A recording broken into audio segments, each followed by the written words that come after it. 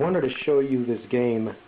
It's a board game, and there are no electronics involved, and this is a vintage board game from the late 60s. There were probably a few more from maybe the early 60s, but this particular one here is from 1968, and it's called Cadaco All-Star Baseball by Ethan Allen, I believe it is, the creator of this game.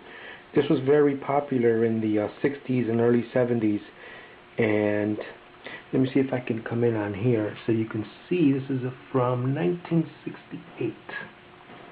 A little blurry there, but it's 1968 edition.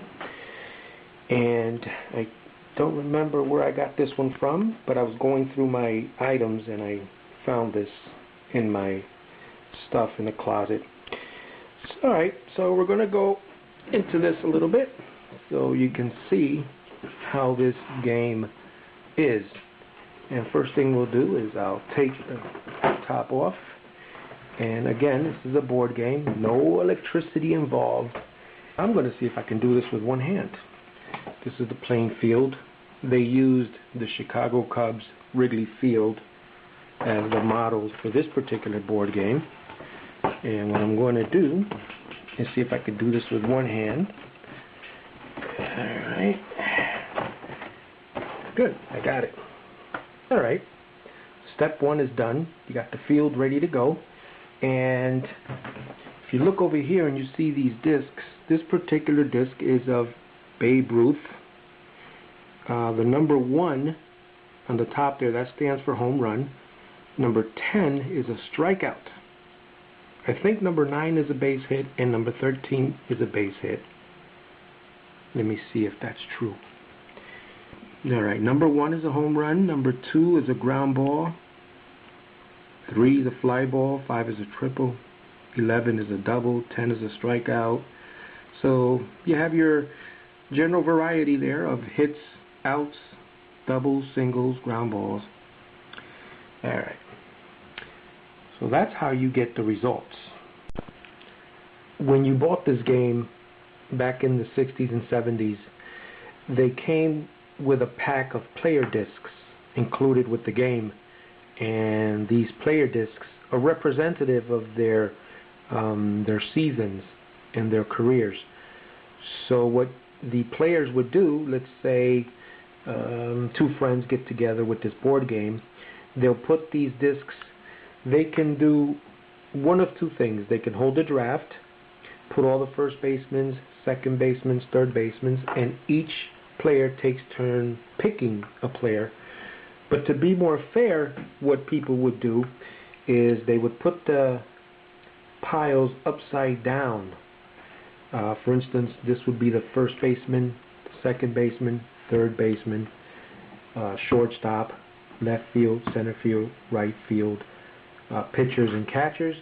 And just like in a card game, each one would get a disc of the position players, so they'll end up with 9 discs as their lineup. And I've taken the liberty of making a lineup, but I didn't use either system. I handpicked this lineup, and this is the lineup that, if you were lucky enough, you'd get this one. You have Dave Keenman at first base. You have Bobby Valentine at second base. Not really the best of the best, but... And then you have Bud Harrelson at shortstop. You have Richie Hebner at third base. Willie Stargell at left field. And you have the Mick in center field. I bet everyone wanted that disc in their lineup. You had Roger Maris in right field. And your battery would be Steve Carlton and Thurman Munson. We'll take it. And now you have a home team and you have a visitor team. So we'll put this pile here as your home team, and we'll put this pile over here as the visitors. And of course you have your pencil and paper and you keep track of everything. We have both teams set up in their spots. That's the home team. That's the visiting team. That yellow peg is your batter. This guy over here is on deck. And you have another 2 players here for the bases. And we'll start off by hitting that. Norm Larker gets a base hit. See, that's a number 7, and number 7 is represented by a single. So we get a player, and we put him here at first base. Now, take Norm out, and he goes to the bottom of the pile for Joe Morgan. Now, I didn't put this lineup in any particular order other than their positions, first, second, third, so forth and so on. So you got a guy on first base. Now, let's say you want to do a hit and run in this game. Let's see if I remember it here. You got hit and run, which is represented by a card that's stamped as an AE card. So let's say we do a hit and run play. First base, it's a little blurry. Let's see, if we get an A, it's a single. If we do a B, we fly out. If we do a C, he misses the ball and he's safe at second. If we get a D, he grounds out, but the runner advances a base. And if he misses E, is if he misses the ball and he's out at second base. And that's how they do the hit and run play with an A and E card. So there's a disc for A and E and a disc for F and J for other strategies.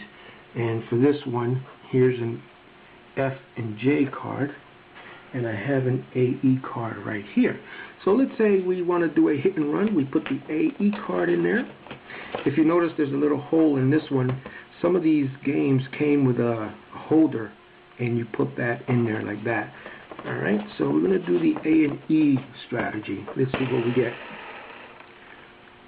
And that's an E, which is not good because E means he misses the ball and he's out at second base. So that's 2 outs and nobody on. Ha! I'm not a very good manager. All right, so now there are 2 outs. So we put 2 outs here, nobody on, and Joe Morgan to bed. And Joe Morgan gets a single. So we'll put him on first base. Since there's 2 outs, there's really not much strategy we can do here. Actually, we could if he's a speedster. Your A and E disc is the one that you steal from first base. So if you roll an A, he'll be safe at second base. If he rolls a B, he grounds out. If he rolls a C, it's a single. The runners advance 2 bases and so forth. So that's basically this game. It's from 1968, and when families get together and play this game, they have here a cards that came with the game, and you would just keep score on these. And there you have it. That's my vintage All-Star Baseball board game from 1968. Thanks for watching.